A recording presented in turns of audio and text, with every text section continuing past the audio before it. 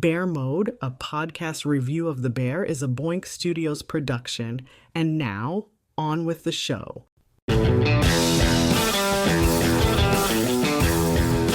Welcome back, kids, to Bear Mode, a podcast review of The Bear. That's right, everybody. Season 3 is upon us. We have made it. It took us a minute to get here, but I told you we'd get here. If you've been following along, then you know last week you saw the Season 3 preview. We hope you enjoyed that. Not a whole lot to go through there, just a little bit. Boys, there's stuff to go through here today, I'll tell you. And if you're watching with this one, right, yes. If you're watching in real time, you're gutted. Because, man, this was a tough one. This almost as tough as the yelling and screaming to a large degree. Tom Clark here with you as always, joined by Big Tasty, Joe Higgins, and Jay Luft. And gentlemen, we are going to get in the plow, crank her up, and start plowing through Season 3 here. So that's a snow joke for anybody that gets that. So Tasty, let's start with you. Thoughts going into Season 3, Episode 1, and how you feeling right now after watching it again? So as I think we mentioned last week, I said last week, this is one of the most divisive episodes of the entire series so far. It's simultaneously it's different lists rank it as the best and worst episode of the first 3 seasons. Wow. Depending on your opinion. Little spoiler, I absolutely love it. I've watched this twice now. Both times it's made me fully cry. Yeah. For maybe not the reason you'd think. It's something I'll get to it when we get there. But for me, and we'll talk about it, it just builds not tension or dread, but it just builds like a sort of bleak isolationism, I think, throughout the episode. And that's what becomes towards the end. It does build. We'll get to it builds like a crescendo, and by the end, it's almost overwhelmingly like desolate, I think. yeah. Well said. Joe, to Tasty's point, this one's all rainbows, unicorns, and clowns. So knowing it's all happy, what do you think coming into this one, man? I can see why people don't like it because nothing happens. Up to this point, all the episodes have been bang, bang, bang, stuff's going on. This is like a palate cleanser, isn't it? This is where we're up to now, and this is what's going on. This is like in case you've not been paying attention for some reason. But like you said, Tasty, it is that sense of just oh dear. It just and you don't realize that it's happening until just at the end, and you're like, oh, everything we've said about Carmy all the way through this shows it. He has nothing else. The one thing that he could have had, he fucked up. Yeah, he did. And also, there is some gorgeous looking food in this. Yeah. Right. To your point, though, Joe, I'll say, I mean, I think if I'm not here to talk down on people, but if you think nothing happens in this episode, you're not watching it properly. No. Because there are 3 incredibly important scenes in this episode. 3 very important things that you get to see happen. Well, not to see happen, but like happen on the camera. It's things we already know happen, and then there's It's like how we say the Bear is show, don't tell. This is like, what if you just did an entire episode of just showing? But no, I mean in the terms of it's not them screaming at each other in a restaurant. It's not big plot beats. No, it's you've got to pay attention. You can't be on your phone with this one. Yeah. So I made again. I don't want to monopolize it. I don't want to like. I read a review of this, and I thought I don't like to read reviews, but I think it's a really good point. It's almost like in the way that the beef goes from a sandwich shop to a fine dining restaurant. This is more. Someone said this is more of a fine dining experience. It's not easily accessible. It's not an episode that you'd show someone to get them into the show. No, it's very almost pretentious. It's very artsy. It's very thematic. It's very deep. It's a show. This is an episode of the show for people who love this show. Yes. I'll take that. Jay, you watched it in real time in the chat and you were falling apart. How are you feeling right now? I think that Ben and Joe pretty much summed up like what the episode is. It is very bleak, and I think that's it. It's interesting because like the music that they use is Together by Nine Inch Nails, which is off one of their albums called Ghosts, which basically was Trent Reznor's resume for, look, I can do like music for scores for films, guys, because he released like 9 albums like this, and What's it's the other just music like they use? Jay? What's the other track they use? Oh wait, it's all the same one. it's just that literally song. to get the song together is like 10.5 minutes, and they literally just loop it like 3.5 times the whole episode. Me And Trent Reznor, me need money, me sick. and the thing with like Nine Inch Nails with music like that as well is it's very peacefully uneasy, where it relaxes you, but it does give you a little bit of anxiousness because of the sort of like slight key, like off key moments of it and stuff like that. And the way this is shot as well, it kind of does illustrate that through, like, it pairs with the music perfectly. It's very similar to the music he did for like the Social Network, where it's all very sort of. I think I'd use the word unsettling, and even a little bit oppressive. Like, I think this come out a similar sort of time to the Social Network, so right, well, that would track. They used a track off the same album on the last episode, didn't they? On the season 2 finale. Yeah. I think it as well. It's like really good in the way that obviously this is the aftermath, pretty much the direct aftermath of like the night before. So it's Carmy coming in, tidying up the restaurant, which is clearly, because of like the way it's ended, clearly is just like been left. Which, I mean, if he owns a Michelin star, he can't be doing that shit. Can't be smoking inside, mate. Can't be smoking inside. You fucking clean those tables before you fucking close. Don't leave glasses with wine, you'll get ants. That's how you get out. That's how you get ants. And yeah, like he just comes in, tidies it up, everything up, and then from there, it's almost as if like the way it's kind of presented as a whole, it feels as though he's gone in to tidy up, and then as he's thinking, this is like the memories that are kind of coming into his head as he's doing like his tasks around the place, because it keeps cutting back to him doing like sort of menial tasks around the place, like like changing the tape on stuff and writing out the list of like the sort of expectations that he has, reorganizing the books in the office, everything that's led him to this point. Yeah, and but then it's revisit him then, like when he was under I can't remember her name, Olivia Colman's characters, like Chef Terry's restaurant, when he goes to Copenhagen, when he's with that bastard man Joel McHale, that lovely Frenchman as well. Yeah. He's a delight. I just want to give him a cuddle. He's so nice. Yeah. That spinach and thing wrapped in pastry. Yeah. I was like, 8 of them, please. Yeah. Yeah, but it's very like it's very well done. I really enjoyed this episode, and it's a great episode. There's not a ton of dialogue in it, but a lot of it's incidental dialogue as well. A lot of it's just sort of like background. Yeah. It's like, and a lot of it's sort of, again, to your point, Jay, a lot of it's sort of like a bit tuned out, and you don't quite, it's not quite fully in the mix. So a lot of it, like, it's almost like you say, it's got that sort of like fuzzy memory, like recollection sort of vibe. And I will say, Jay, you'll recognize this. I think that opening scene does such a great job of capturing, if you've ever like been in a restaurant or a bar and you've been the last person to close on a big night, and you've just gone, you just want that release, you just want that sort of de-stress. You're like, fuck it, I'll sort that in the morning.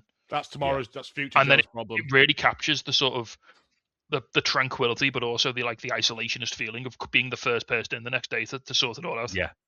And the frustration of, why wasn't this done? Well, it's not even that. Do it last night because you know it wasn't done. It's like you knew you had to do it in the morning, but like you don't want to. No, but Carmy wasn't. In the evening, you're all adrenaline up. You're all high on adrenaline. You want to do it in the morning when you've calmed down, when you sort of like you've chilled out. Well, what we know from the night before is Carmy pissed everyone off, got cut out the kitchen, cut out the freezer door, and then assumably everyone's fucked off, and Carmy's just like, fuck this, and just left. I think he left straight, because doesn't he say, I left you and I won't ever do that again? Richie stormed out. Oh no, he says it more in a way though, as in he got locked in the fridge. Wasn't there, and right? Yeah, he okay. left Sydney alone. He didn't abandon her. He just couldn't Yeah. help because he was in the fridge. You know. Yeah, he could poke stuff through the vents. Well, even then, like he's still not got like his eye on the prize, has he? With a lot of stuff, like not to go too far ahead, but with that scene, like when Sydney like kind of speaks to him, and it's like instantly he's thinking of one thing, and actually it's like, well, no, there's more than one person you pissed off here, and there's someone more integral to the business than the person that you think. But we'll get to that when we cover it. But that was a beautiful scene as well. That like both those scenes where he talks to Sydney and then when he makes the phone call, like the one thing I will say is like there's a lot of people who kind of maximize the minutes in this episode, like because it is largely following Carmy. It's largely cutaways to food. But then you get like a couple of scenes with Olivia Colman, who's phenomenal in this episode. Pretty much everything Sydney does in this episode is brilliant, and she doesn't do a ton, but everything she does is great. Same with Eben Moss Baccarat, which we've grown to expect at this point that he's going to do fantastic whatever he does. He just sits in the car and has a little cry, and it's great. And there's the bit at the very end as well. The horrible bit.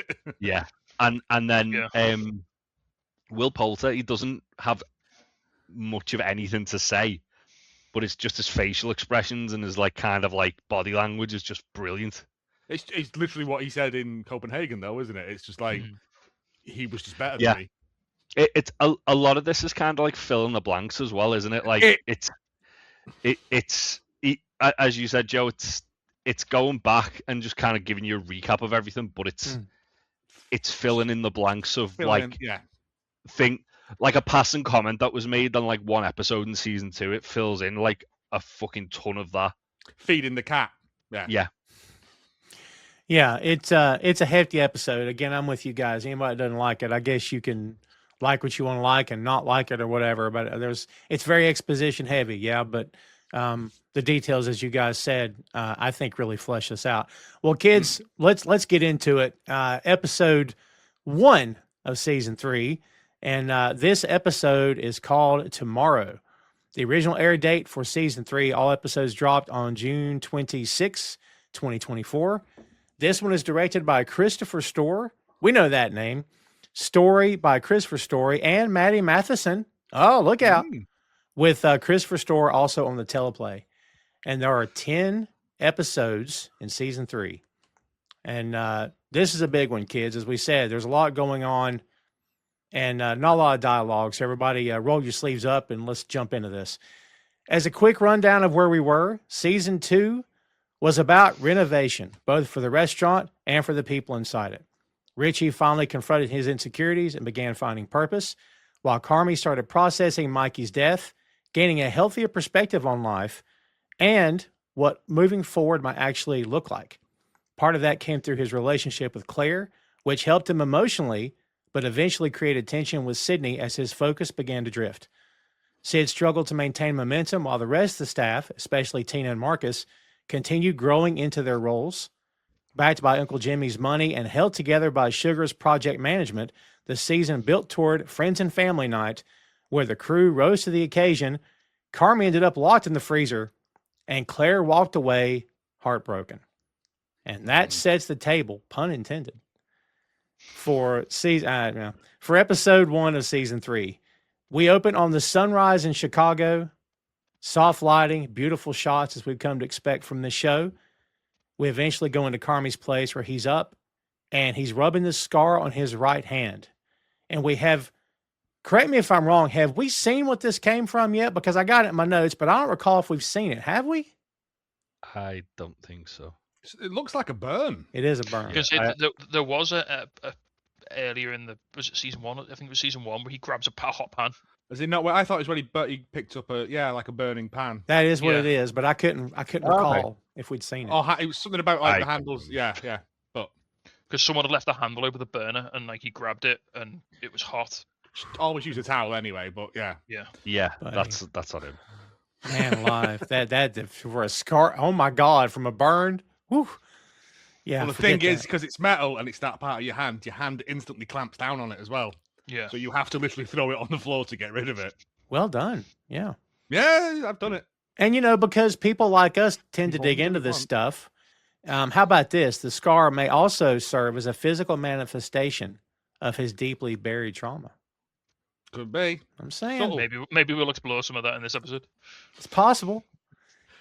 We see the bear part 3 on the screen, and it's off to the races.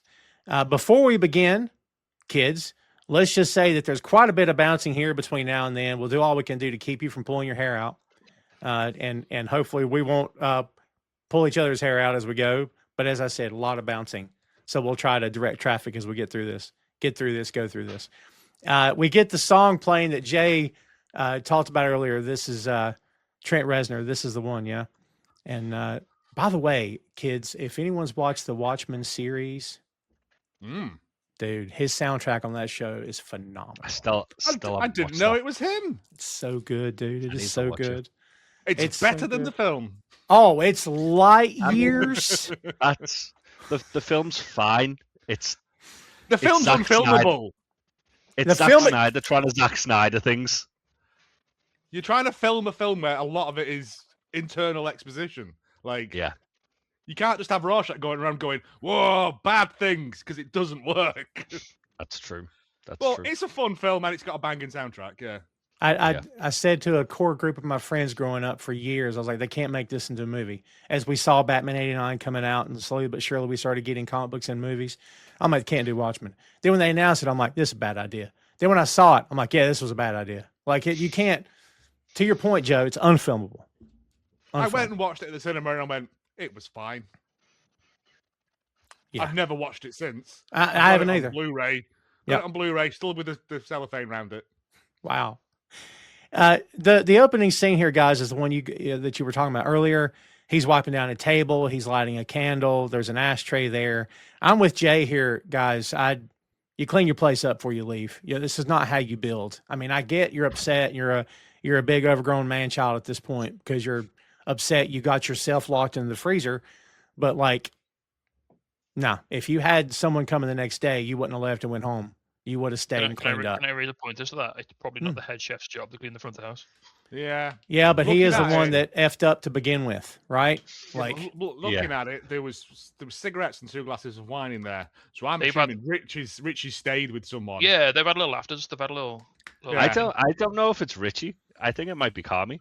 Could be. Someone stayed in there and decompressed. It could be Carmy just drinking on his own. When Carmy's shouting at Richie, doesn't Richie just storm out? Richie just stomps off, doesn't he? Yeah. So I don't think it's Richie. I think also that area is kind of like Richie's it's like the kitchen's Carmy's kind of front sanctum, so to speak.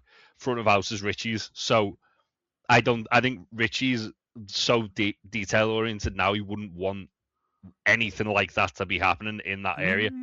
Carmy's little sort of desecration of the sacred. Yeah. I think it's Carmy, because he's clearly been fucking angry and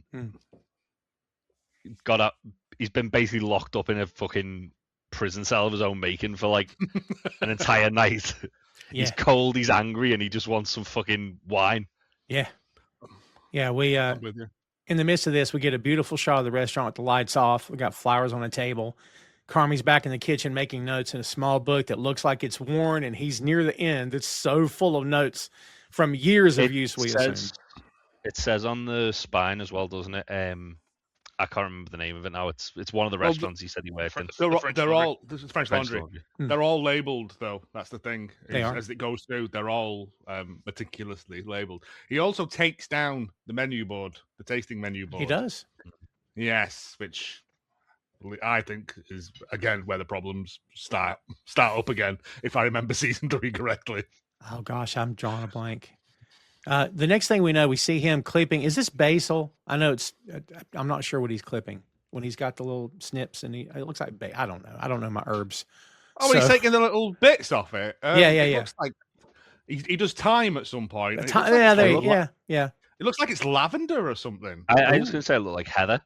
Oh, heather. Yeah. Interesting. It looks like it's a little thing, a little micro garnish thing that you put on. He does eat a bit of it at one point, just as a little snack. He does. That's right. So he's next to Luca. So we're kids. Here starts the time hopping. We're going to do it more than Avengers here, baby. We're going to time hop like crazy. We get Luca played by the great Will Poulter. We see the boat that Marcus stayed on in season 2. Carmy's putting down the food bowl to feed what we all assume is a non-existent cat, Coco.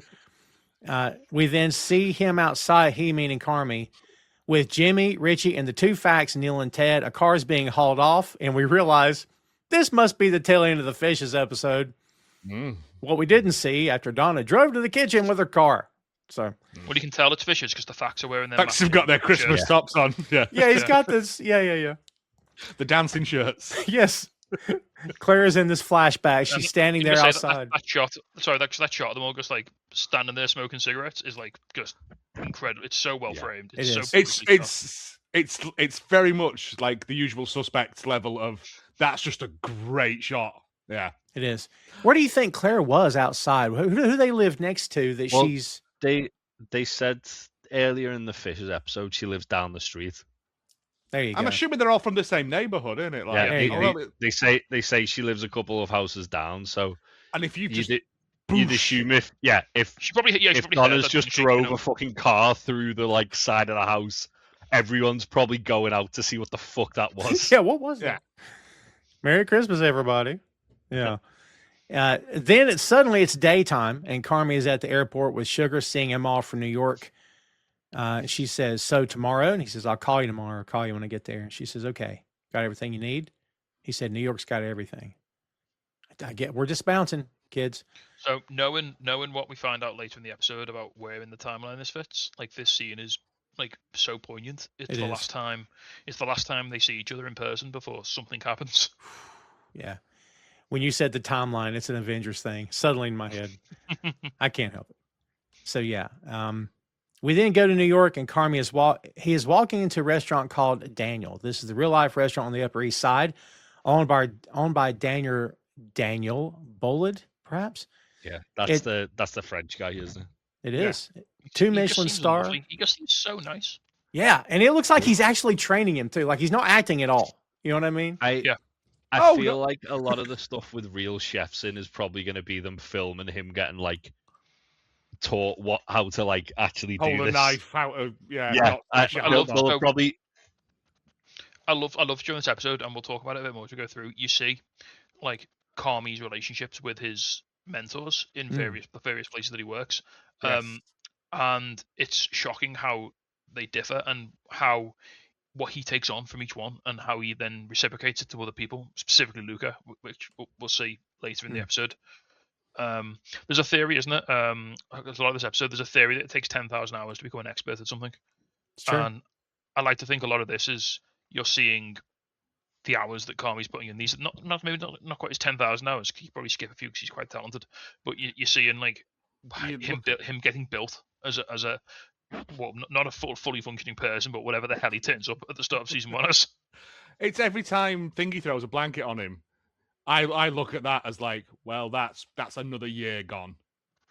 Like it's that kind of thing where he's like, what's the guy called? From the Fishes episode, Stevie with the baseball cards. Yeah. Every time Stevie throws a blanket on him or like takes his shoes off, I was just like, that's like another year of this gone by. Or... That's a great way to gauge it. That makes sense. It's just a passage of time, isn't it? But it's done in a way that, because they referenced that as well when he was crashed on their couch and stuff. And, yeah. So this is a 2 Michelin star restaurant. What Carmy is honing his precision, learning to listen to the music of the food. That'll be referenced later when Daniel asks him about it. When we say this place is upscale, it is upscale. All right. Yeah. This place looks like a friggin' hotel lobby. Like they just, or a hotel. I don't know what it looks like. It's insane. It's the kind of place that would never let us in. Yeah. Never. Yeah. It would never be part of a club that would have. It's like in The Simpsons, isn't it? Like you go and like, excuse me, sir, would you mind leaving right away without causing a scene? Yeah. Well, at least you called me sir. Sir, the Burger King is right down the street. Take a left. Yeah. Yeah, we see it's just that bit with he comes in with the hat, takes the hat off, and goes back out again. Yes.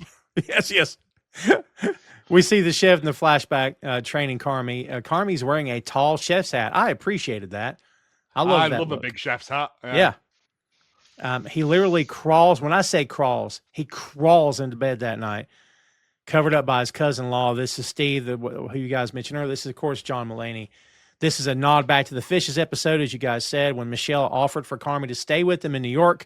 When we reviewed that episode, kids, I had totally forgotten about this. So when she offered, I assumed he didn't take her up on it. And I said, we all know he's not going to do it.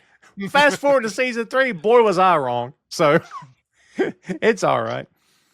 We're back in the restaurant now, and it's Joel McHale as Chef David Fields. We knew this was coming, but it's worse than maybe I remembered. Carmy's working on something when Fields walks up. He goes, what the fuck is this shit? It's way too many components. Basically, you made nachos. You want to add another fucking sauce? He looks around the rest of the kitchen and says, anybody got any more sauce we can add to this? That kind of popped me. He's a dick, but it kind of popped me a little bit. It's creative dickery. Yeah.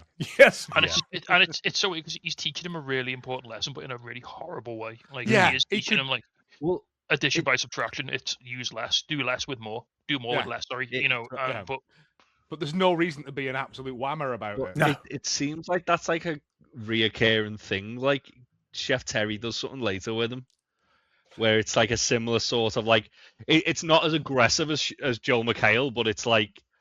Even like there's a scene with Daniel Ballard where he showed him how to do the fish, and he's like, "Yeah, just salt, pepper, and thyme. That's all we need." Yeah. But like, there's a bit with Chef Terry later where she's a bit more like sort of condescending than like anything else. I think it was you've done it fine, but always 5 more seconds. Yeah, that's not. I don't think it's what Jay's referencing. What she says. No. Yeah. Well, no, it is, but the way she does it. And I think it was just the way. No, I think she's telling when we get to it. Because when you cook meat, you cook it by touch, and she's saying whatever your idea of touch cooked is, it's 5 more seconds. Yeah. If that's your baseline, 5 more seconds all the time. Yeah. She does do it in a very. We'll get to it when we get to it, but she does do it in a kind of condescending way. But I think it's more of a mum's disappointed at you. Yeah. He says we have a dish with dill in it. You know that, right? Yes, chef. Never repeat ingredients. Move on. He takes a piece of tape. As you guys said, he writes the word subtract on it, puts it on the table. You could have just done that to begin with. Carmy's back into reality, back to now. He's seeing a mess of, I think is that flour? It looks like cornmeal almost on the floor. Or Parmesan cheese. I can't tell what that is. And we then see a shot of the cooler door with no handle and a quick flashback of him locked inside. Sydney walks up with 2 coffees and hands him one. There's a tool bag on the floor with Neil Fack's name on it as the handle gets replaced. But it's an older handle, and my immediate question is, why couldn't this have just happened in season 2? I don't know. Something tells me they've just bought like a second-hand one, though, to be fair. Like, they've just gone to another another place. Yeah. Just prized one off. That the restaurant that closed down a couple of days before, like. Yeah. Estate sale of fridge handles. Yeah, so we've probably got a fridge handle when he got all those forks. Right. The real answer is the writers, I suppose. But, I was looking for something. It's one of those sort of things where you go, wait, we could have just done this at any point. I'm just saying. It don't matter. He goes in the cooler and he's labeling the items on the shelves, as you guys mentioned earlier. Then he's back in the past working in Ever. He's tying up a chicken. We see Chef Terry, played by Olivia Colman from season 2, who tells him faster and cleaner as he's prepping. And then we see everyone struggling to keep up, shelling peas, and Carmy is smoking them all like a cigar. I mean, Luca's there and he can't keep up. The chef who was upset about the smudge is there too. Did y'all catch that? Yeah. How many covers are they doing in a night? They require that many peas. What's the shelf life on shelled peas? I think it might be more of an exercise. Shelling them daily. Yeah. Wow. I was just like, that's a lot of peas. That's like a 5-liter tub. How many forks do they need to polish in one shift? It's true. I don't think it's about the forks. It's a zen. Yeah. Luca has Carmy taste something. Carmy says, that's good. Thank you, chef. Luca goes to the stove and Carmy is talking over his shoulder to him. Faster, please, chef. Let's fucking go, yeah? Chef, let's fucking go. Terry says, chef's quiet. And I'm thinking, I love this bit. So, this is like, you see that, like we talked about in like season 1 and season 2, you see like the cycle of toxicity start to creep into Carmy's methods here now. Yes. He's sort of relaying the ball buster that he Bullying. got from David, and then Chef Terry just tries to shut it down like straight away. You That's ever not how we work here. You ever drop the F-bomb and you don't realize you're doing it, and you're like, oh, like you All the time. right? You realize it's Come on, not the Tom. right time. Tom, we've all been on your podcast, mate. I don't mean that. No, but I do it at work quite regularly. I've done it too. Yeah. And I have to kind of go, sorry, it's just how I talk. I'm Yeah. an idiot. Yeah. I don't mean nothing by it. It's just a filler word. Yeah. It's like, yeah, I get But it. you are a fucking prick. Yeah, right. Just to be clear, we get a montage of prep work being done, and the guys working next to Carm look much younger than him. I noticed. I don't know why that jumped out at me, but I'm like, these guys look like they're in their 20s, and I don't think if he is, he's late 20s at this point. You know what I mean? Yeah, like, I think it's sort of emphasized. I think these guys are probably like fresh out of culinary school. They're like, this is their first. Like Carmy's, he's taken the road less traveled, hasn't he? He's sort of like, Yeah. you know. Well, when Chef Terry asks him, isn't it? I worked here and at a family-run restaurant where I just hung out. Yeah. Because Mikey wouldn't let him work He's there. like, you cook there? Like, no, I just hung out. No. Yeah, So Play ball breaker. yes, I loved in the flashback Ball Breaker's back, by the way. it's good. Yeah, we see someone looking at a wall of food photos, and Carmy gives him a nod. We may not have known it because we may not know because this episode is jumping everywhere, but this is part of a Copenhagen flashback at Nome as Carmy gives a nod to world-renowned Danish chef Rene Redzepi, who's looking at the wall of food dish photos. And then Carmy's in a beautiful herb garden picking herbs and taking it all in. We see flashes of food, and Donna asking if they have a problem from the fishes episode immediately unsettled me when I saw that. We even see Uncle Lee. Jamie Lee Curtis jump scare. Yes. Oh my God. Yes. There's quite a lot of bits like that, isn't there? Like they just sort of like creep in. She learned the Halloween movies taught her well. I'm telling you.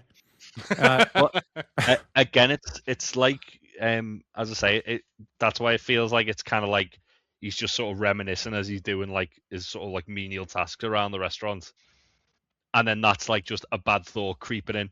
Is like the little flashes from fishes. Because like there's another bit later on where it's like Bob Odenkirk shouting and Yeah. like later on is like Mikey just screaming in that episode. We see Lee right now too. He says, "You're nothing." They get that in there. Yeah. Yeah. Suddenly, we're back at the airport again with Sugar. He says, "What's wrong?" She goes, "I just feel like," and he says, "What?" She goes, "Maybe I'm never going to see you again." He says, "You're going to see me again." Then we go to Steven spraying air freshener on Carmy as he's sleeping. This is hilarious. It's great. Like he does say at the start, like he smells like a donkey. He does. I forgot that bit. Yeah. I think in the fishes episode, you did say like you would come home stinking of sweat and garlic. Like it's all just these little bits that. Yeah. Yeah. They tie it all in. Carmy's in the kitchen plating some beef, and Chef Fields walks by just to say "fuck you" and keeps walking. That popped me too. I know he's a dick. That made me chuckle, but just to go out of your way to just go, "You prick." Yeah, he just keeps walking. You could have just said no. You could have just stayed over there. Yeah. The plate ends up in the trash. Did you guys note that? And Yeah. Carmy is on his hands and knees washing the floor. And then we go to Carmy kissing Claire in a couple of different scenes. And this stayed with me, the bit where they're outside the hospital. And it's when he kisses her, and when she walks off, he lights up a cigarette, and she comes back and takes a puff of it. But when she kisses him and she walks off, he gets an expression like, "Oh, God." Like, it's very subtle, but I'm like, even then, he's already debating this in his head, and they're obviously a couple at that time. I really picked up on that. You can tell he's really struggling at that point to sort of marry these two worlds, to sort of live this like double life he's trying to live. Like so much of this episode is about like it's about the sacrifice that he's made to get to where he is, and you see that later on, and the sacrifice that other people may be making, and that's when I said this episode's oppressive. It sort of it builds like, and it sort of hits you and sort of pushes down repeatedly on you with like the sort of the strain and the effort and the the work he's put in, and at the end of the day, like what's he got to show for it? You know, Mm. he's not ruined his life, but he's made so many personal sacrifices. He's self-sabotaged his own happiness so many times because and like, you know, he says to Richie in season 2, like, this isn't fun for me. But so why are you doing it? You know, Because I got no place else to go. Right? Yeah, it's intense, as we said. To be honest, like, his reaction that could be that she's going to work. He realizes, right, I've got to go back to the bear now, Oh, and it's like the nice part of his life's kind of gone away, and now he's got to go back to like the sort of like Richie. the hard work and. Could be. I read it as a bit of I'm waiting for this to implode. Also, I don't deserve this. oh, No, that God. too. That too. Can We we just- praise Molly Gordon in this episode as well for, like, great. she's just the most. She nails that, like, new relationship, full of enthusiasm, full of hope, full of, like, the complete opposite to Carmy, who's like the world's most hateful pessimist. You know? Yeah, and we just keep peeling the onion, kids. Just when you think you've got the fact, we just keep going and we discover something else. So we're back in the kitchen with him and Sid, and this is again what you guys referenced earlier. He's apologizing. She says, "We made it." He goes, "No, you made it." And she says, "With everyone else." And I'm thinking, you made it with Richie. That's why you made it. Can we be honest? Richie made that happen, not her. Richie pulled you out of the weeds. That's it. Yeah. Yep. He says, I left you alone. She says, so don't let it happen again. He goes, it's never going to happen again. I'm like, you're Carmy Brazzado. How can you guarantee that to her? Like, So Right. when he says he left her alone, though, isn't that like referring back to when he like didn't go to the menu tasting as well? I think it's No. all of it. Yeah, I think specifically for Yeah. this, it relates to he wasn't there when the restaurant needed him on the opening night because he was literally stuck in the fridge. But so Sydney makes a really poignant point here about, like, it's okay. She's basically saying to him, look, it's okay if things go wrong, but just try not to do it again. Try and learn. Yeah. Try and improve. Things are going to go wrong, but Yeah. you can't let it. Just don't do it again. Just don't let it happen Don't do again. it again. Don't get locked in the fridge again. Buy the proper fucking handle. yeah. Isn't that what he told her when they were under the table, fixing the legs of the table? And she goes, what if I fuck up? And he goes, then you fuck up. Yes. Like, yeah. But this is what we've come to learn about Carmy. He's really good at giving out the advice until it happens to him, and then he can't Yes. take his own advice. Yes. Yeah. Yes. Yeah, because it's similar advice that he gave to Marcus as well, like in season 1. Yeah. Yep. And Well said. he's still, as soon as he actually makes a mistake himself, then he feels like he's infallible. It all falls Again, apart. what did Cicero tell him? Don't fuck up. Yeah. Don't be the one who fucked up. Yeah. And I they, still don't think Carmy understands that analogy. What? So I shouldn't catch the ball? No, don't fucking drop the ball like 3 plays later. yeah, she tells him you should call, and he says, you think she wants to hear from me right now? And she goes, that's not who I was talking about. Boink Studios YouTube is the home of Bear Mode, a podcast review of The Bear, Tom Clark's Main Event, Tom Clark's 6M podcast, and Two Nations Under Ted, a Ted Lasso podcast. Subscribe to the channel for archives that date back to 2014, with new content being uploaded every week. And check out boinkstudios.com for links to every podcast platform, social media, special announcements, and a lot more. Bookmark the site today. It's not the right time, and it's not really it's not Sydney's business with him and Claire. But at that point, if you're Sydney, you're like, considering what just happened to all of us, maybe you go handle that on your own time. You know what I mean? Like, I think it's good. It's good though that she's rather than kind of like pandering to Carmy and going, yeah, which everyone else did when they were like happy to see him with Claire. yes, She's gone, I'm not talking about Claire. I'm talking about the other person. Yeah, you you really need fucking upset. you got to fix this with the other guy. You need a bit The of tough love. the person we kind of fucking need to like steady this fucking ship right now.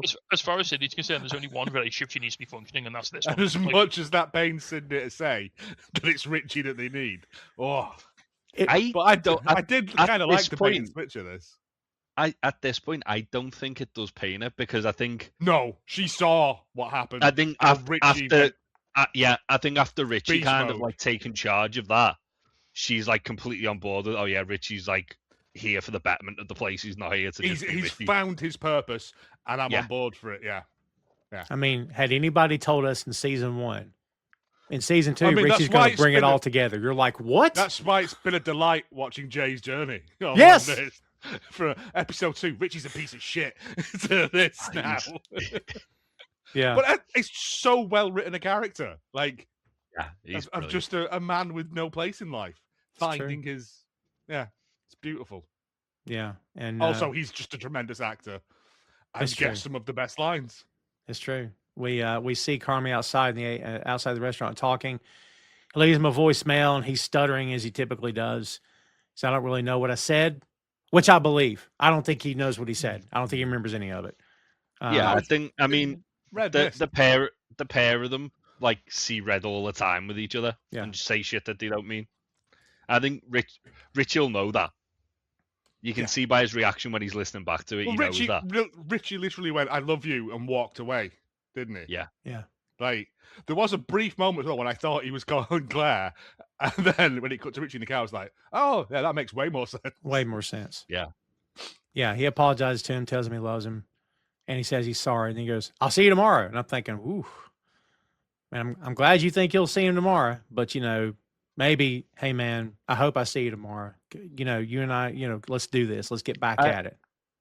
I don't know. I think Richie needs that place as much as Yeah, he's got to that come back place to needs work. That's Richie. fair. Up until that last line where he says, "I'll see you tomorrow," there's always like you always still you're holding out a little bit of hope that he's just calling Claire and he's talking to Claire. Like when he says, "I'm really sorry, I didn't mean it. Yeah. I don't know what I said. I love you." All of those things Yeah. he could and probably should say to Claire as well. But That's true. Yeah. He could have just put him on a 3-way call and just left him eat your voicemail. Like same voicemail. You know what I mean? so maybe don't see you tomorrow to Claire. That's maybe a bit presumptuous. That's true. That's true. We get a glimpse of Marcus in the hospital waiting, and we just cut away. We know the messages he was left at the end of season 2 aren't good, and we will circle back to that shortly. Carmy I is think making. it's sort of quite heavily implied what's happened there, isn't it? It's sort Sure. of like, It's. I mean, the text messages and the phone calls. It's not going to be, "We found a miracle cure," is it? No. It's interesting the way as well. I'm not sure if it's directly after this or slightly after this. They mirror it with Carmy like working on something and his phone going off and it's sugar. well, And it's just after this. Sydney's leaving him a message, isn't she? She's left voicemail for Marcus. yes, yeah, that's right. Sydney's It's coming up, yeah. Carmy's making his non-negotiables list that he started earlier, which I totally didn't mention. And we see a pic of Coach K and another prep montage where we're bouncing between Denmark and New York. We're all over the place, kids. If there's anything specific in there, I don't have it. But I got a lot of other stuff. We go to the conversation between the Chef Terry and Carm. She's asking him if he's good. He says, yes, chef. And she says, "You got this?" He goes, "Chef." He goes, "You got this?" "Yes, chef." "Are you sure? Do you need me to finish it for you?" And I to me, I'm like, oh, okay, she's not messing around. Jay, was that the part Yeah. you were referencing earlier where you thought it was a little? Yeah. So it was like almost it was pretty condescending, but in a way where it was like she was trying not to be too hard on him. Like Yeah. So I think what's really interesting is it shows like the 3 different chefs we see here, the 3 different head chefs. They all have very different approaches to mentoring. So Yeah. Daniel Boulud is he's very helpful. He's very understanding. He's like Cookery Father Christmas. yeah. Yeah. Obviously, we know Joe McHale's character is just a piece of shit. But I don't know why. But That's because the thing. it's who he is, because someone did it to him, and It's- so yeah. he is Generational perpetuating- trauma, yeah. he is perpetuating Yeah. the cycle. Whereas with Olivia Colman, with Chef Terry, she almost sets herself up to be like I think her shtick is you don't want to disappoint her. Yeah, I Yeah, She's get nice. that. She's nice, but then she'll say to you, "Do you need me to do that?" Which is helpful. But at the same time, no, I don't want to make her have to do the work because that's what I'm here to do. So it makes you want to be better, so she doesn't have to. Step in, you know what I mean? I was gonna say I don't think it's. I think it's almost like she's using reverse psychology. Like she's making them think that she thinks they can't do it to a point where like no, I've got this. Don't worry, I can do this for you. Like it rather than like basically berating him, like the fact that she's sort of condescending to him, but in a way where it's like it's making him either either he's going to doubt himself or he's going to be more determined to prove her wrong. Yeah, because she tells him 5 more seconds on these always, chef. He goes, thank you, chef. And when she eventually comes back, isn't she finishing it herself? Because it looks like she is. Because she comes back. She starts fiddling with the plate. Yeah. No, she just like adjusts the plate. No, but fraction, and I'm you're like, right, but she comes back. And Does she because come back? when she's done, she says, keep the spoon. So it looks like maybe she did do it herself just to show him. I don't know. Crazy, but I picked up on that. We go back to the airport and Sugar is starting to stress. Carmy says, I'm okay. And she goes, but this got me. She goes, okay, but if you're not, and if it's too hard, if it's too much in New York, you can come home. He says, Nat, I'm good at this. She says, I know you are, honey. And maybe this is too blunt, but I have in my notes, I think this is maybe her having doubts. Is this some of her mother coming in? Not like bitter or angry, or toxic, but her mother being so profoundly negative as she always is. Did anybody get that, or just me? I didn't see it as that. I felt like she was just treating Carmy the same way she treats Donna. Like, as if, like, it was the whole "Are you okay?" sort of thing, and like fussing over him, and he's like, "Look, I think it was I've just got this." protecting. I think it's just it's just their nature, isn't it? She's a warrior. She's because their mother isn't very motherly. She's had to sort of fill that role of being their emotional support. Yeah. And with him not being there, and her not being able to see him physically, yeah, she can phone him, but she's not going to get the truth from him on the phone if he's struggling because it's Carmy. Yeah. So I think it's more of a protection thing rather than a. Yeah. I'll take that. I mean, maybe just to kind of like play devil's advocate to it to a degree, like maybe she's worried about like the fact that if he fails, how's he going to take it? Yeah. Like if he fails, is he going to sort of be able to pick himself back up from this? Yeah. Which is why she's like, oh well, you can always come back if it doesn't work. And to your point, there's no shame in. Sorry. I was going to say, to your point, she's not exactly they haven't exactly had a good role model of how to do this, of how to be with each other. They've kind of had to figure it out. No one's. It's all very messed up. Yeah. It's very messed up. Chef Fields ducks in again to say this needs to get good or go away. So he just keeps, jerk bombing as much as he can. Again, he's all stick, no carrot. Like, yes. I mean, to be fair, that little tiny bit of fish with some sludge next to it, I'd eat about 10 of them. Thank you. This is can you batter the fish and deep fry it? Can you make it crunchy first? Yeah. Yeah. Have you got any ketchup? Yeah. Sydney Lee's Marcus a voicemail. This is where you guys mentioned earlier. She said, I know tonight was really a lot. I just hope you know we're all here for you. So they know. Apparently, they already know everything. But again, it took me a little bit to realize who she was talking to until it was clearly Marcus, because I thought, is she phoning? Like, is she phoning Claire? Like, there's a lot of stuff going on. It's true. No, it's obviously Marcus. Sure. But there was just a bit the same when he was phoning Richie. Well, yeah, she says. I was like, she says Marcus at the end of the call. Yeah, well, it's obvious that it's about his mum. Yeah, and that his mum has passed on. We this next bit got me a little curious. We get a glimpse of Mikey, who's clean shaven and not Punisher-esque at all, we should say, laughing and talking to Carmy. He goes, "What the fuck is that? Why a restaurant?" Carmy says, "Why not a restaurant?" And I'm thinking, I'm not sure I know when this happened. Was this before Fishes? Maybe. I'm guessing it was. I think it is because they talk about the restaurant as though they both know about it in Fishes. Yeah. I think the majority of stuff that Mikey's in this is way before he fully developed a drug problem or anything like that. Oh, because he seems quite like cleaned up. Not even cleaned up. He seems quite like lucid. Yeah, that's it. As opposed to when he's got a beard and he's got a blanket around him and screaming at fucking Saul Goodman in the fucking living room and all that. But again, you don't know if these are peaks and troughs or where there's moments where Yeah. he did get clean and then it's. I get the impression like there's a lot of it where it looks like the beef's just opened. Yeah. It looks relatively new in there when he's in that room. Interesting. Carmy's still looking at the scar on his hand, and Claire wakes up at 4:30 before her alarm even goes off. She wakes up and touches the alarm, which I've done so many times. We assume she's in bed with Kelly. Every day. Yeah. We assume this is Kelly, who she's hugged up to. That's her friend that was with her on Friends and Family Night, I assume. Yeah, I was a bit like, all right, Claire. Same. Because I didn't know. I couldn't think tell. that's more of just I've just had a really bad night. Oh, it's a comfort thing, obviously. My boyfriend's broke up with me. I don't want to be alone. Yeah. No, but Can you get your man out the gutter, Joe? Come on. Come on, No, Joe. You're never. better than that. yes, but I'm He's looking not. at the stars. He's not. He's not. No, I genuinely, it took me a second to realize who it was. And then I I thought was it like, was oh, Carmy, right. to be honest. Yeah. No.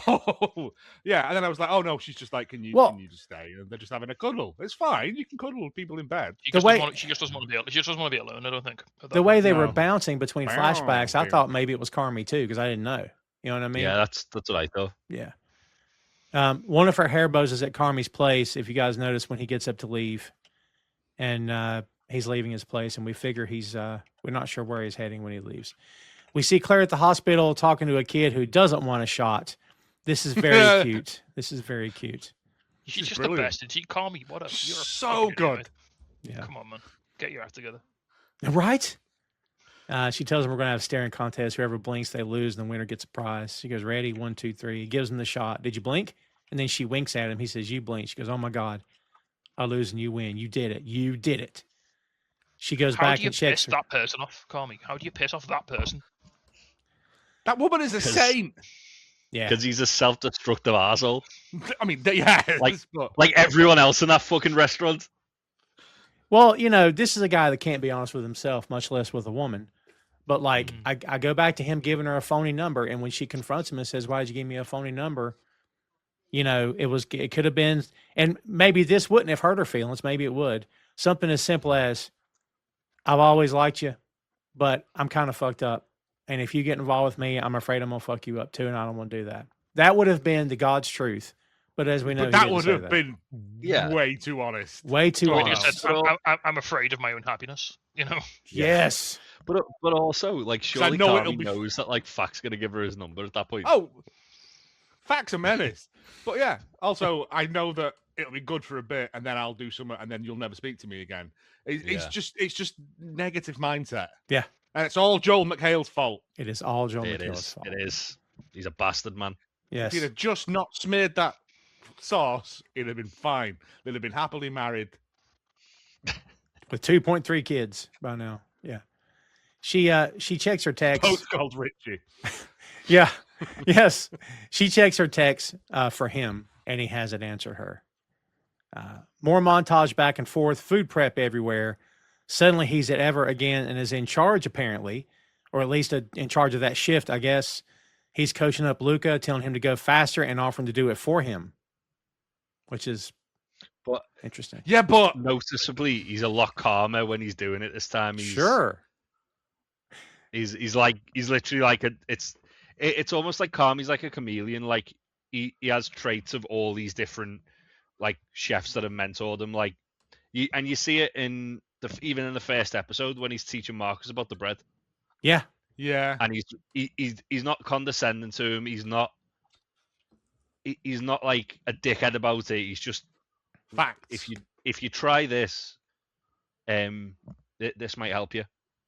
And like it's weird how he has different approaches with different people. Like with someone like Sid, he's like more like Chef David. With someone Tina, like Tina, he had to earn Tina's trust. With Tina, he does the thing though where like you can keep the spoon that Chef Terry says. He does that with the knife. Yeah, to Tina. It's true. Yeah. Like there's different people who he treats like different people he's been mentored by, and it's fascinating to see like that he like the different sort of like times. It's almost like he's got like split personalities that depending on what day you get Carmy, you get this person who's mentored them, or this person, or this person. But also, I think Stacey said a while back, it's you have to treat different people different ways because they respond to different things. So it's keeping that balance of Sydney everyone doesn't happy. respond well to the fucking Chef David stuff.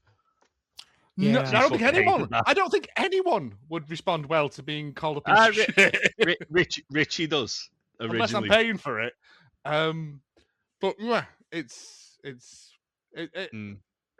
that bit though. Yes. Yeah, it's true. I feel that. That's a great observation, man.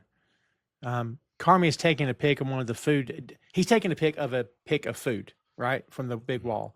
He sends it to Mikey, who shows it to Tina, and she says, "What the hell is that? This is good old negative Tina back in the day." Yeah. So tells this.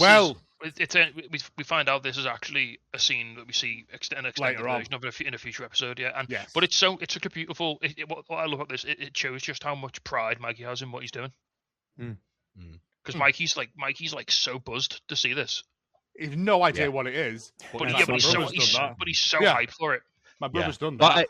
But I think obviously I've not seen the extended scene that we're gonna get to, but I think in this bit with Tina, it doesn't even seem like she's negative. I think it's just she's not really had her eyes open to it. Yeah, she doesn't really know what it is. She's like, oh yeah, that's cool, right? Like it all makes sense. Yeah, look at she's never met Carmy. She doesn't know who he is. Yeah, but look at one she's like kind of been introduced to like the new stuff, and it's like she literally kind of like throws herself into it. Yeah, today's Tina would be all over that shit. She'd love it. Yeah. Oh yeah. She'd be like, oh, I want to get that on the menu. Knowing what happens in that episode where that thing's from, it's a lot. Yeah. So let's not throw shade Tina's way unnecessarily, because she has a tough time of things. I'm a habitual shade thrower, just so you know. So it's fine. No. Richie is at a door. We assume it's Mikey's door because he's talking to him through it. He says, "Let's get the fuck out of here." He goes, "Let's go. Come on, open the fucking door." And of course, Mikey does not respond. So you assume he does say Mikey, doesn't he? Yeah. So as soon as I saw this scene, my stomach just dropped. Yeah, like same. Yeah. Because you know exactly what this is. Well, we know where it happens. So it's not happened there, but he's. Do we? Yeah, it doesn't happen there. Yeah. It doesn't happen there. It happens on the bridge, doesn't it? That's why I. Did that ever get confirmed, or do we just? Yeah. That? No, because they say in the season finale of season 1. Carmy says it in the meeting, and then in this episode Mikey we see blew the his weapon. brains out on the bridge. All right, so is it implied that he's just left the house at this point and he's not in his room? I was thinking maybe he did. Yeah. But that's I thought he was just doing drugs in there. Well, no, I assumed no. This is the day. This is the time. Like this is, yeah. He's got a knock on, and then Richie's gone. Like it's that moment, that dawning realization of, oh, he's finally done it. Yeah, there's a look on Richie's face that like he knows something's up. Like, and it's that thing of you could have done something, but it's as we've said before, you can't help people who don't want to help themselves. It's tough. It's just that look of Richie's face. Come on, and he's all happy, and then he, sidekick Richie, and then just that mask drops, and it's fuck, my best mate's dead. But like literally, you see something like die in him at that point, and like he becomes the Richie that we see at the start of the series. Like where he's dealing with all of this, and he's still processing all of that trauma and that grief.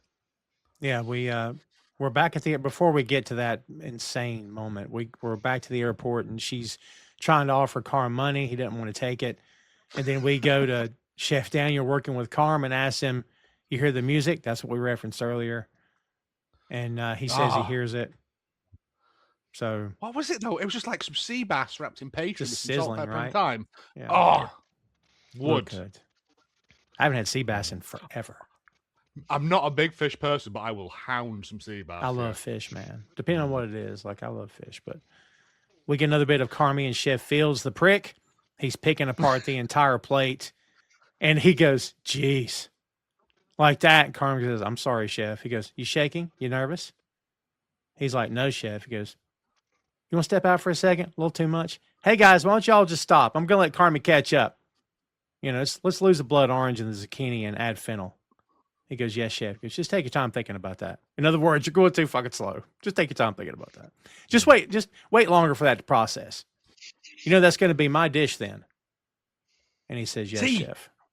And I'm thinking, is he just one of those people that takes credit for other people's work? Is he one of them shithouses?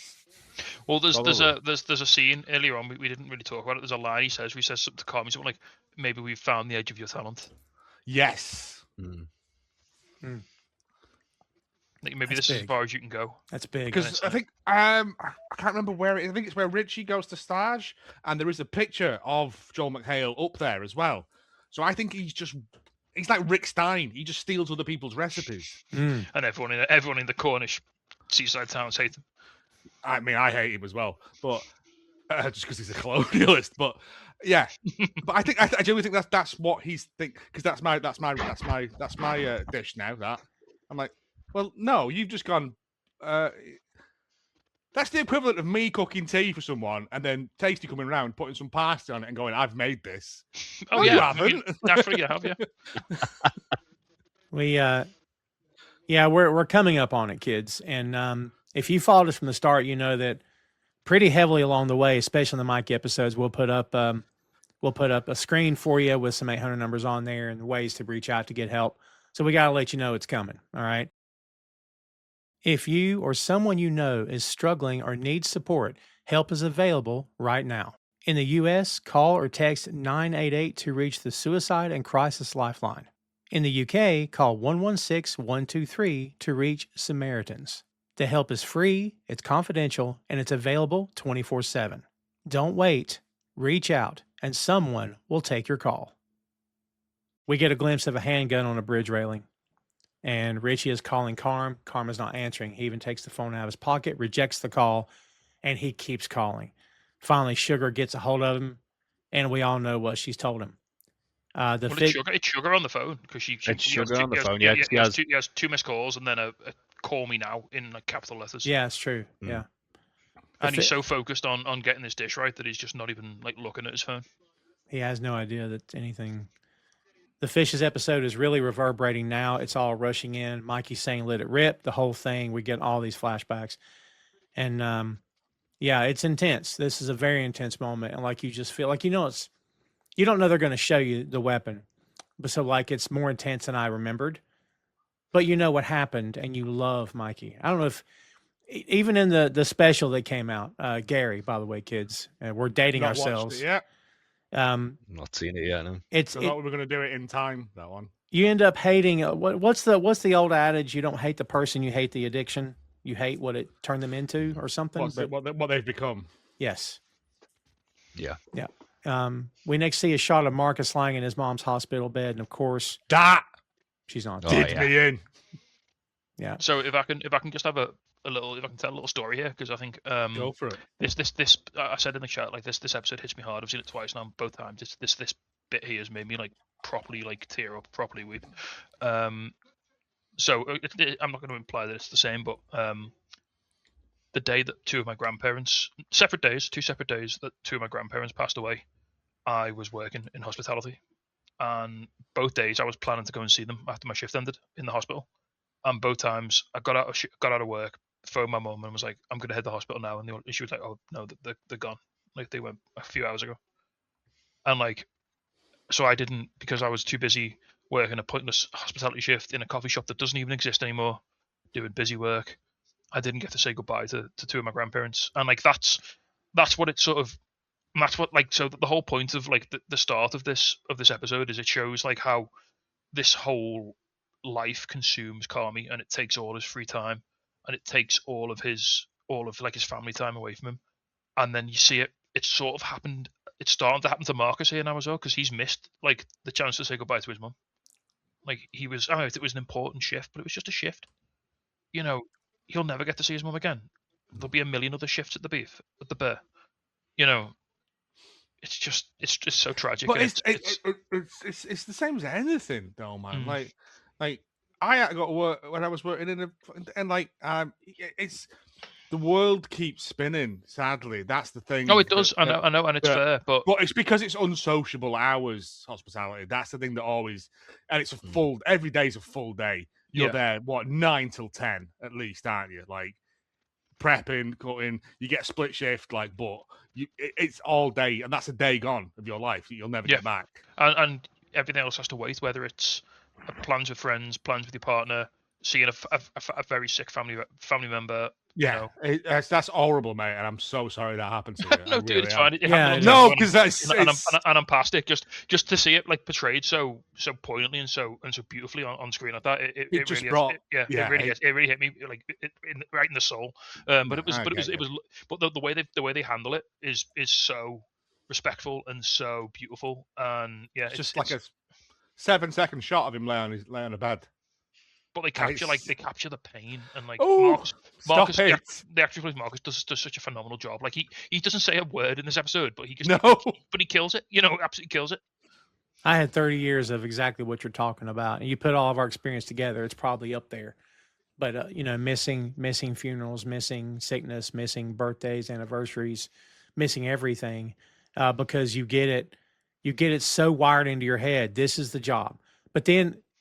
After a few years of getting distance from it, I'm like, God, what was I doing? What was I doing without going without wanting to go into detail? Like where I work now, if I told my manager that had happened, he'd batter me. He'd be like, "Why are you here? Go now!" When I first started working where I'm working now, a couple of weeks into it, my wife's mum died, and I went into work. And I had a bit of a cry. And they were like, "Why are you in work? Why are you crying?" And I went, "Well, they're like, just fuck off home. Why have you come in, you dick?" And I went, "Because I'm 3 weeks into my training. I can't like not come in." And they're like, "Yeah, we'll make allowances. Like, it's fine. You're clearly very upset." Again, I call this in my current job. I call this hospitality trauma. This is like it's just ingrained, isn't it? That you go in. That's what this episode's showing. It's like, all right, we never did it at Carmy's level, but this sort of industry, like you said, it rewires your brain, and you said, Tom, it rewires you, so you don't think logically. All you're thinking about is, what have I got to do? What are my responsibilities? What's the next shift? How do I get through it? And when you're in it, you can't see it. It's the pan of boiling water. It's the frog in the pan, and you turn the heat on, and it doesn't realize that it's getting hotter and hotter and hotter. Yeah, and becoming gay. But just to lighten the tone. I was hoping you would, lads. I can't do this. Sorry, but so much of the show, and like obviously it's about grief and it's about like sort of coming to terms with trauma, but also a lot of it is about trying not losing yourself, in your work because it's not healthy. No, not healthy. Unless you work in the beer and trampoline factory. You've got to keep a piece of yourself for yourself. That's what they're trying to put across here. You know how you know it. You know how you know it doesn't matter, because baby, when you leave, they'll replace you and put the name tag on somebody else. Doesn't matter. Yep. Doesn't matter. You didn't mean anything to them. And it won't even be that anymore, Tommy. It'll just be they'll put a program there. It's fair. That'll replace you and do the job worse than I can. Right. Which is pretty terrible. Here's where it gets, I won't say worse, but pretty interesting. Even heavier. Yeah. Yes. There you go. Again, I think this is like you said before. It's like sinking in the ocean, and it's just the oppressive weight starts piling on and on. And it's around this point you realise this music's just going and going. It's been going all the way through it. And it's almost psychological at this point. It feels like pressure. It feels like Well, one thing with the song is that it's very tranquil, and then it is like peaks and troughs. Like there's a bit where it just gets really sort of oppressive, and it feels kind of like the walls are closing in on you a little bit, and almost like dystopian. And then whenever it gets to that bit, something bad's happening in the episode. It's really, really well paced the way they've done it.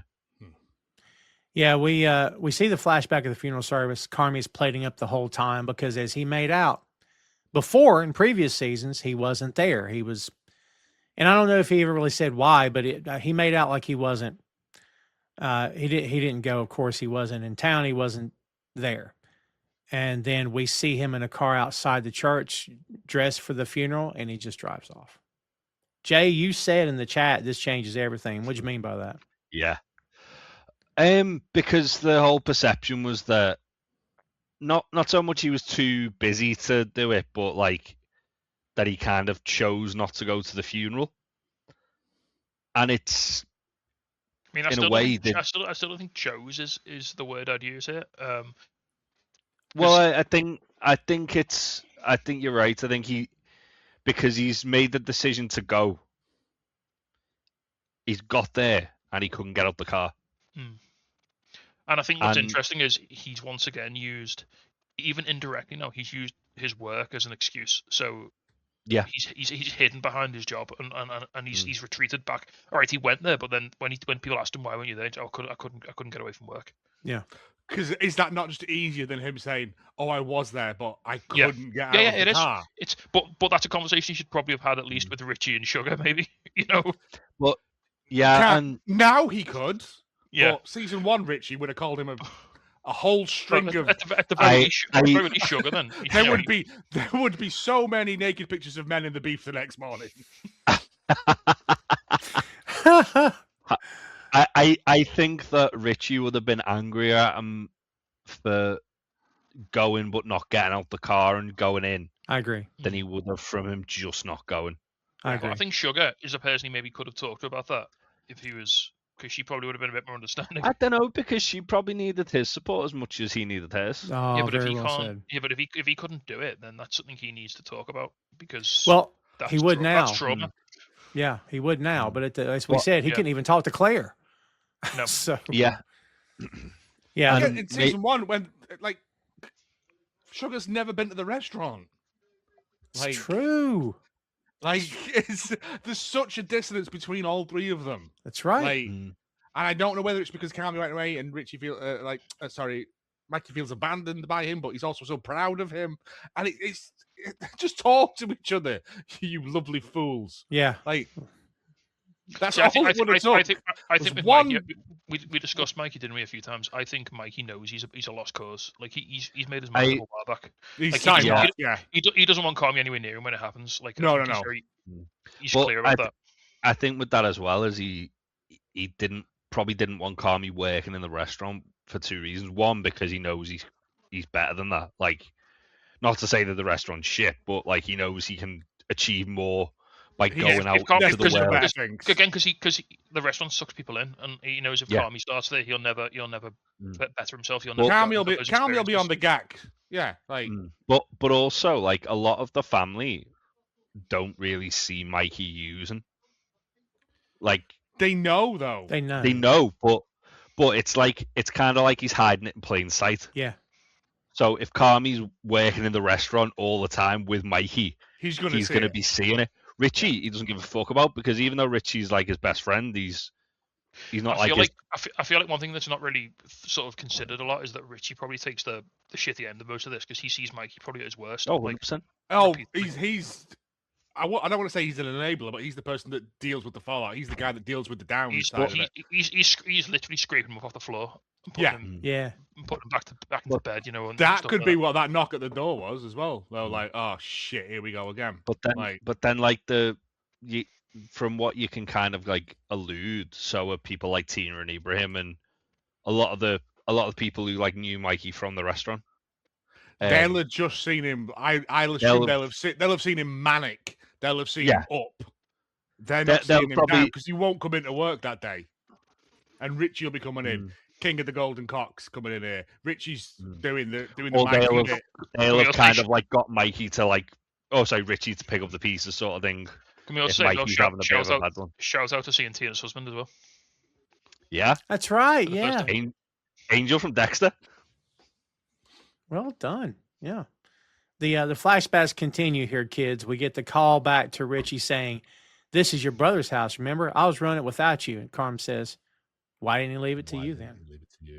Cold as ice. Probably still like the worst thing Carmy ever said. to Probably the Richie. worst thing. I agree. I totally agree with you. I don't know if you can take that back. You can try. That's big. But it's a fair question to ask. Yeah, but it's just totally it totally like undermines everything Richie did for that family. But I don't think that Carmy knows the extent of what Richie did. No, so that's just why I don't think it's. Which I don't think it's as is big a why- deal for Carmy to say it as it is for Richie to hear it. So just for anyone who was saying this is a terrible episode, we're what, an hour and a bit in, and we're not about halfway through. Yeah, I mean, like it's, there's so much in this that feeds Yeah. into other stuff. It's beautiful. yeah, people are just wrong. But Sorry. like, yeah, to go back to that, like I think Carmy doesn't have a clue like the extent of what Richie's done there. Yeah, like, Carmy just throws that line out there to hurt him. Car- He doesn't understand Car- how Carmy's just sick of deeply it Richie's cuts him. shit at that point. Yeah. But like, It's the equivalent of when he's in the fridge going, "You're fucking obsessed with my family." It's just stuff to hurt him. Yeah, because well, Richie's carried that family when Carmy wasn't there. Yeah, I think the difference between the end of season 2 when Carmy's shouting at Richie and that is that Carmy's intentionally saying shit to upset Richie at that point. Oh yeah. Yeah, Like the why didn't he leave it to you line? I think that's more just like because he thinks Richie's bitter that he didn't get it, which is which is kind of like the perception that's given to the viewer on first glance. Whereas But now we're 3 seasons in. You actually Yeah. know, oh no, this their relationship is so much more than that. Yeah. yeah. but I also still don't think that Carmy and to a degree Sugar didn't know the extent of what Richie was actually doing to kind of keep Mikey as there as long as possible as he was. Yeah, keep him going for as long as he could. Yeah. Man. Yeah. Yeah, the next bit is with Chef Terry asking him where he worked before, and he says, I staged at the French Laundry in a family-owned restaurant. Then she asks him if he's been to Copenhagen. He says no. Then we go back to the airport again, and she goes, let it rip, Bear, I love you. And we don't know it, but she slipped the money into his pocket, and he finds it on the airplane. So It's proper beautiful. That's such a beautiful little scene, isn't it? Like when he Yeah. He has the most Carmy reaction to that as well. Yeah. He doesn't smile. He looks at it almost like with annoyance, like fuck. yeah, we I'm get gonna have the to buy so many delicious Stroop waffles now. the bit where he tells him maybe we've reached as far as your talent I mean, can go. Actually happens to be here. fair, to be fair, in Copenhagen, that'd get him like 6 beers. Is he on the way to Copenhagen or New York?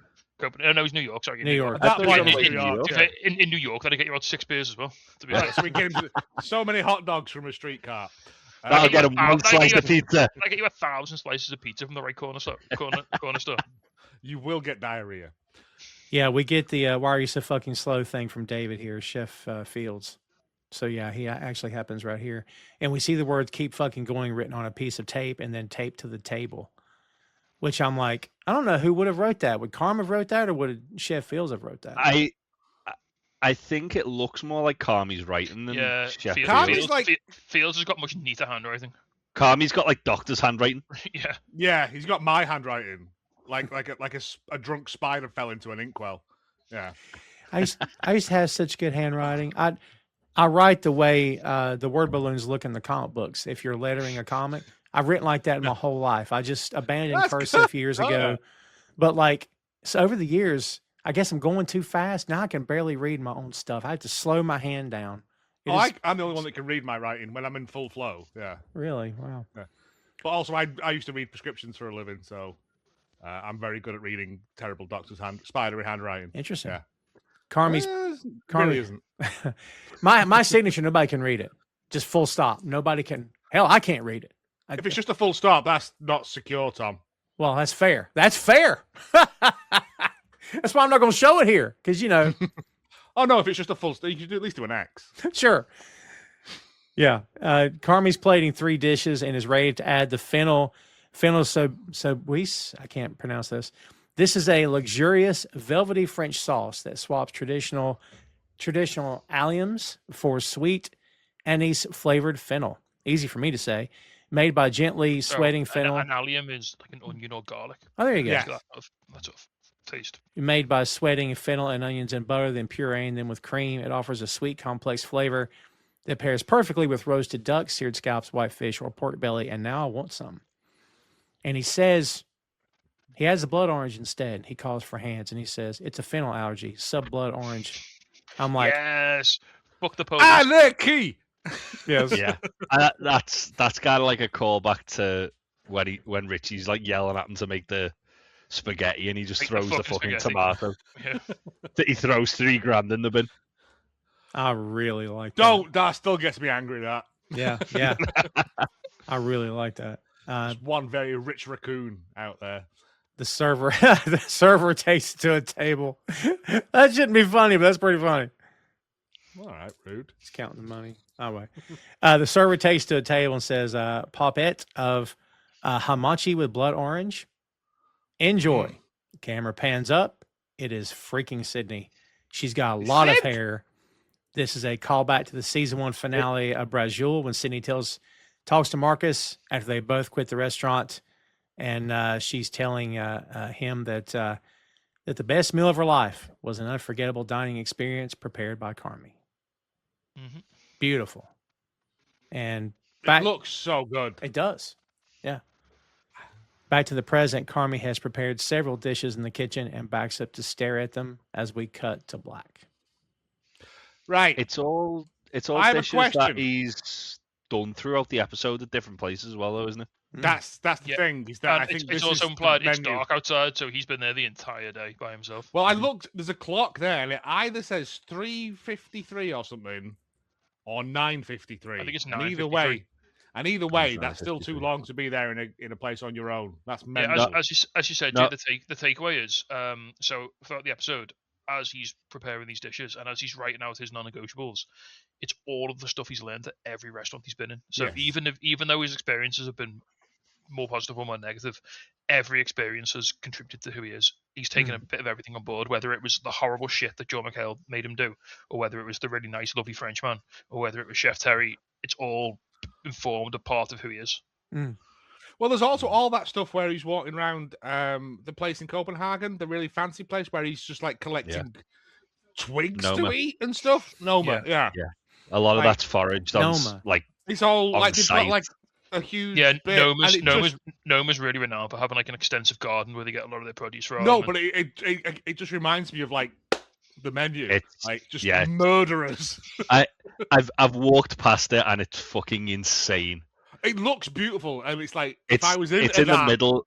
I'd be into it, but it ain't for me. Yeah, it's in the middle of fucking nowhere. It's a gorgeous place to walk, but yeah, it's on like an island, isn't it? Almost. yeah. So it's where Like, so it's where like the it's like south of the city centre. We looked at it on a map a few well last. We So- covered it, didn't we? Yeah. yeah where the Little Mermaid statue is. It's the other side of the river. Yeah. So you can't see Noma, but you can see the area that it's in from the Little Mermaid statue. You can get there by boat, can't you? You can get there by boat, or you can do what I did, which is really fucking stupid, and Walk all the way around. walk all the way around. Yeah. And it took me an hour and a half to walk to just by there, and it was a really hot day, and I got probably got sunstroke. But yeah, it is insane because it looks like a fucking cult compound or something. Yeah. As you like That's the impression I got. walking. Yeah. Yeah, When they're all having Yeah. family and they're all just like, yeah. They're all well, well, it's- fucking it- grapefruits it's- and shit. And it's like it's not like a shack. It's fancier than a shack, but it's got like a walled fucking like bit with the orchard, like foraging Mhm. bit. And then there's a bit where he's like Why are in you just like the trying- high grass that's just by like the riverbank. it's the secret garden. You're fighting so Yeah. hard to defend a place we'll never go. No, I'm just saying, it's a cool place. Like the Oh, no. area is very Oh. nice. Just I- just a Maybe walk through. Tom, when the ad revenue and stuff comes in, we can all go one day. Well, you keep We- holding your breath. There is no ad revenue, people, because we don't do advertisements here. That's right. Get some The- sweet tweezers of like just a little bit of a meal. by the Just way, come round my house. I'll give you a pot noodle and throw some petals into it. I called the place Gnome earlier, so that's not to be confused with the Garden Gnome, created by Tom Clark. That's the guy's name, and I know because I've heard it my whole effing life. What's your name? I like the guy that did the gnome time. My whole life. I've honestly never heard that. Yeah. I've never. Never. That's No, that's news to me. no, yeah, genuinely. So now I've got it as a weapon, though. There you go. Now, next time I'm on Tom Clark's main event, I know what I'm going to say. Are you the Tom Clark that made the gnomes? Yeah.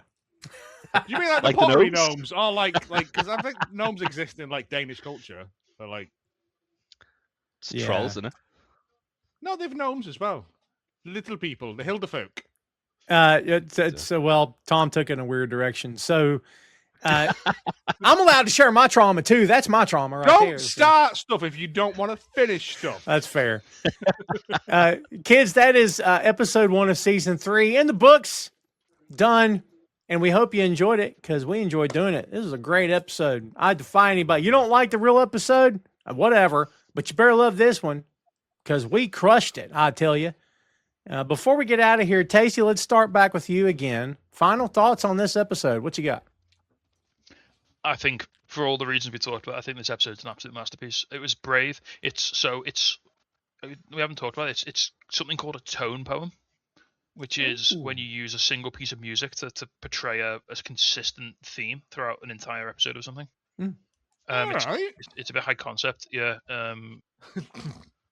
It's a bit arty in it. It's a bit sort of different. It's a bit pretentious. We can be cultured, but you can be.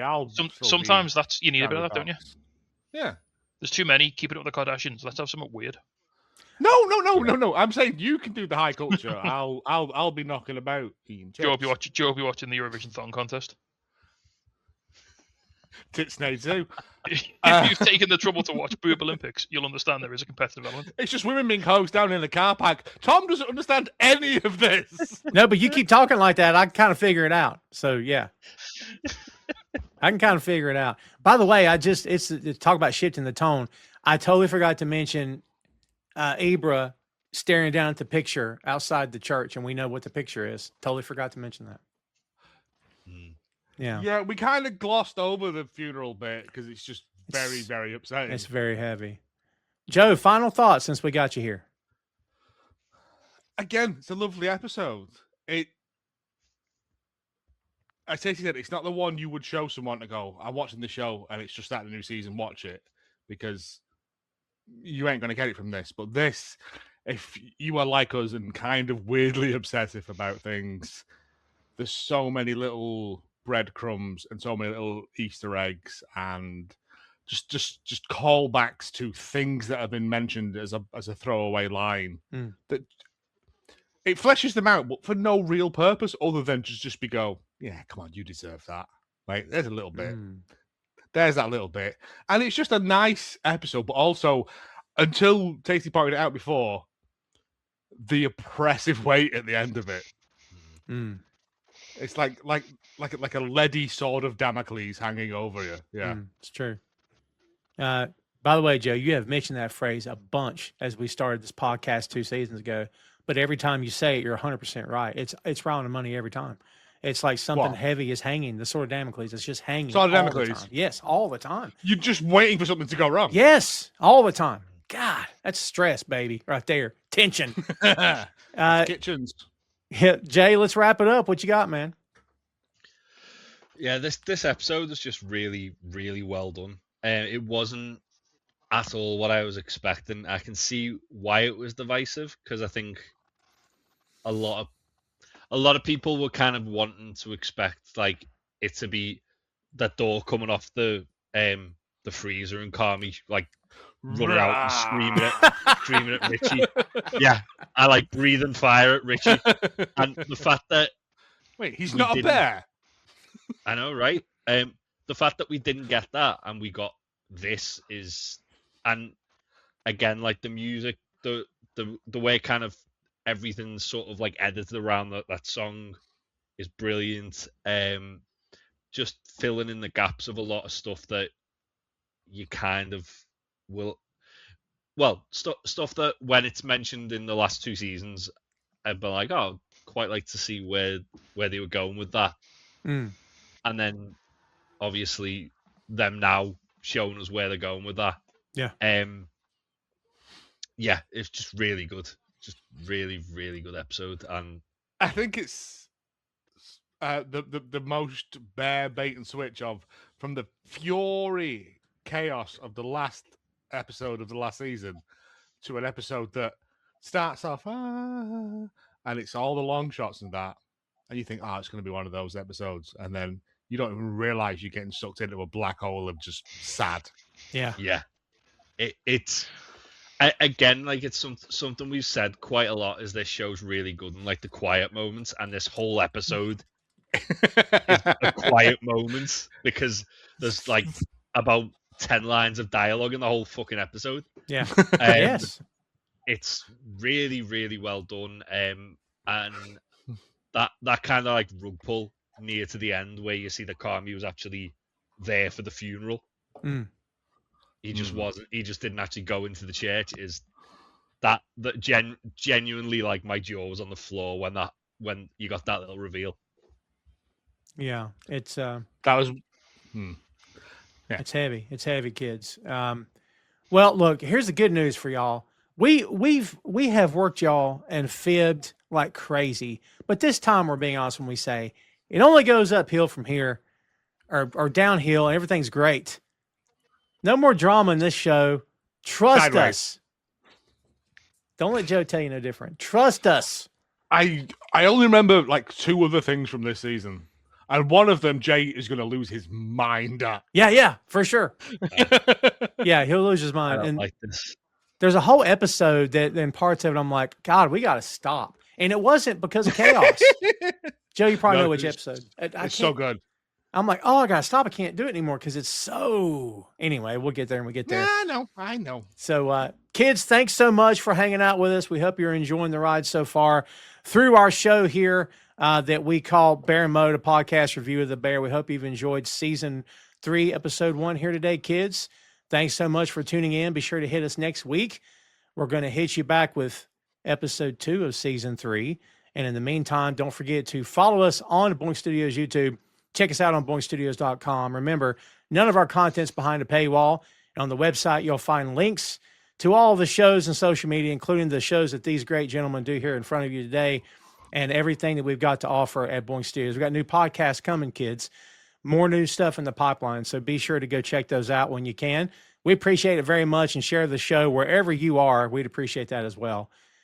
That's it for us, kids. For Big Tasty, for Joe, for Jay, I'm Tom. And we'll see you next time, kids.